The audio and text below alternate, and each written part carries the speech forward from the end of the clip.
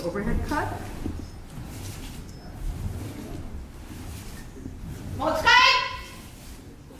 Changing sides.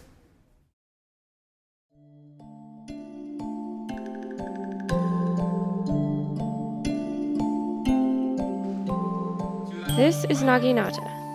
A naginata is a Japanese glaive or halberd. Wielding this weapon has developed into a martial art, also called naginata. It is one of the many Gendai Budo, or modern martial arts, that come from Japan. So, David and I were drinking one day and he was like, "Hey, want to go to the back and try to hit me with a big stick?" That's how I began Naginata. I was immediately drawn to Naginata because of the beautiful sweeping motions, and it really reminded me of ocean waves. I'd heard of Naginata a long time ago. Didn't really know too much about it, but it wasn't until I was in Okinawa that I actually saw it in real life. I was in Okinawa after college because I went over there to teach English and also to train in a martial art called Yamane Ryu. Part of my regimen was basically to train by myself at the Okinawa Prefectural Budokan 2 to 3 times a week. One of those days I was there, a trio of young ladies came in dressed in immaculately pressed keikogi, hakama, and they had in their hands naginata. I was curious because I'd never seen it before, so I decided just basically to put down my weapons and to watch them train.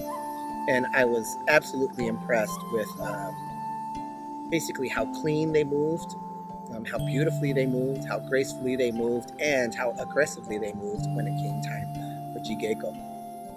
When I first moved to California, I had the opportunity to visit Miyako Tanaka Sensei's dojo in El Cerrito, and I was immediately drawn to the power and the gracefulness of her movement. The naginata has been around since at least the 11th century. On the battlefield, it was particularly effective against horsemen and foot soldiers alike. However, with the advent and adoption of firearms, the weapon came to be primarily studied by women of samurai families. To this day, it is still highly associated with being a woman's martial art. By the early mid-20th century, naginata was incorporated into the physical education curriculum for women. After World War II, naginata became one of the many martial arts, such as kendo, karate-do, and aikido, to be reinstated in sport-like competition formats.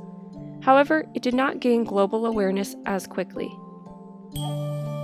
In 1979, our founder, Miyako Tanaka Sensei, was sent by the Japanese Ministry of Education, Science, and Culture to teach naginata in the United States. In 1990, Tanaka Sensei and her students founded the Northern California Naginata Federation, one of the oldest naginata organizations outside of Japan.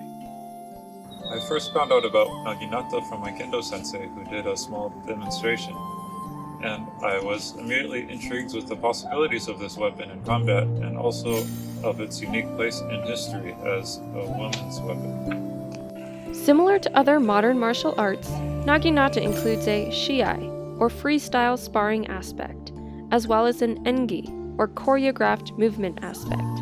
The two are practiced together during training. While naginata may not be as widespread as other martial arts, many of our members were introduced to naginata after previously studying other martial arts. Before I met naginata, I was practicing kendo and already had a sense of Japanese martial arts.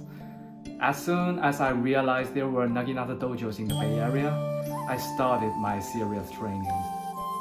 I chose to do it because of its varied moveset. Naginata is a long pole-arm and the grip on the shaft changes. That enables many ways to use naginata in combat, like different types of swings, quick cuts, thrusts, blocks, and many more. And the target area on the opponent ranges from up to the head to down to the shin, so there are a lot of choices to attack. It is just fun to come up with different strategies and pick the best, most effective ways to attack.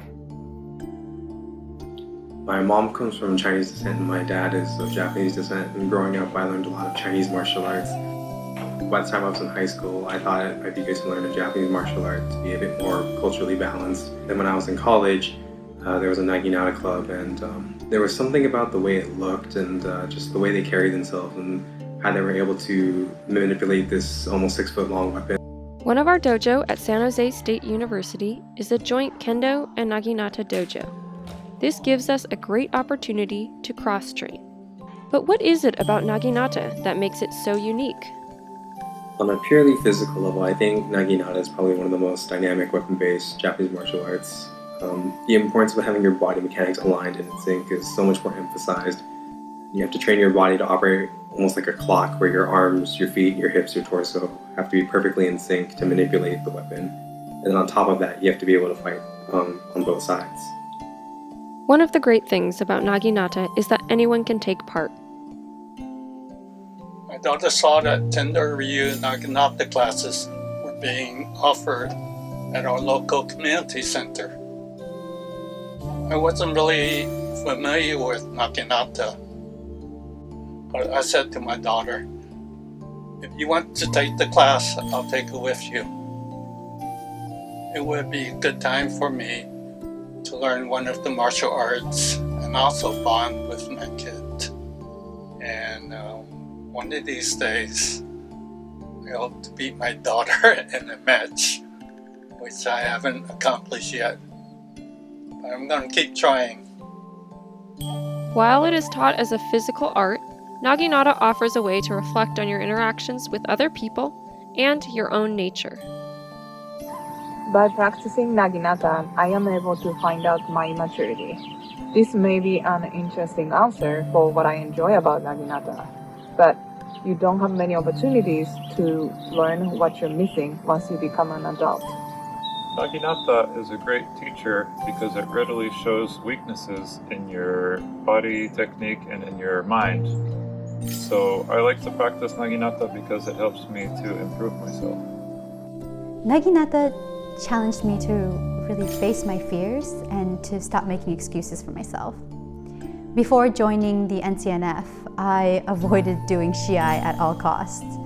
Reflecting on it now, I realize that it was because putting on my bogu made me very uncomfortable, and frankly, I was afraid of losing.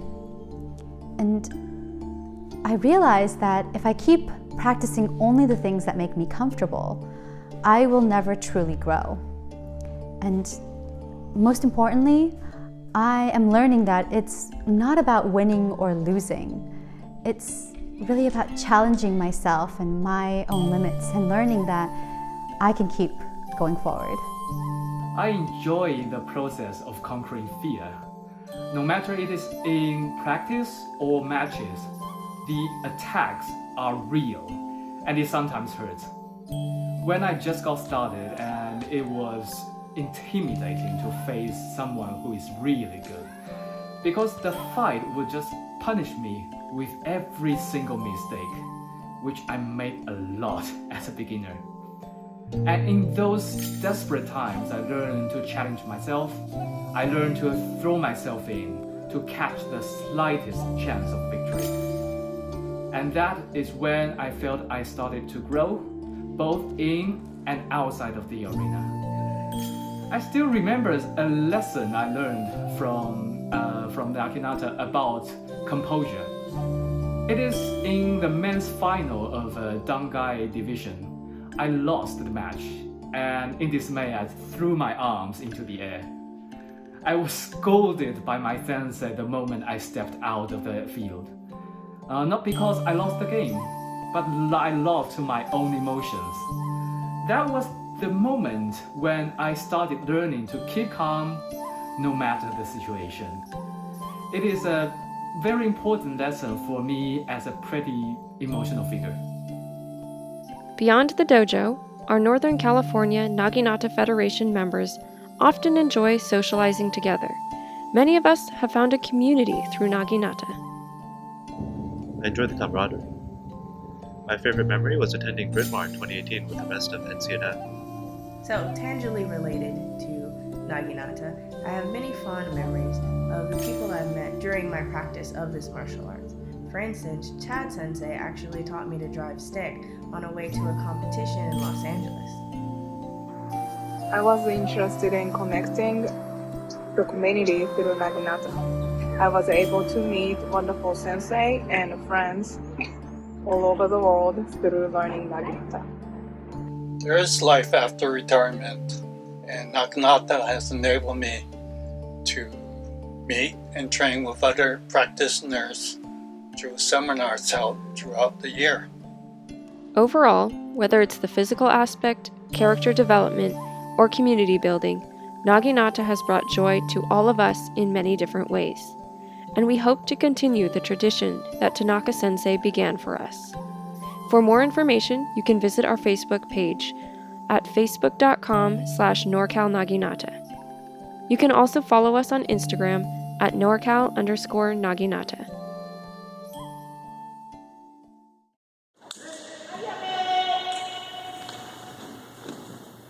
Got it.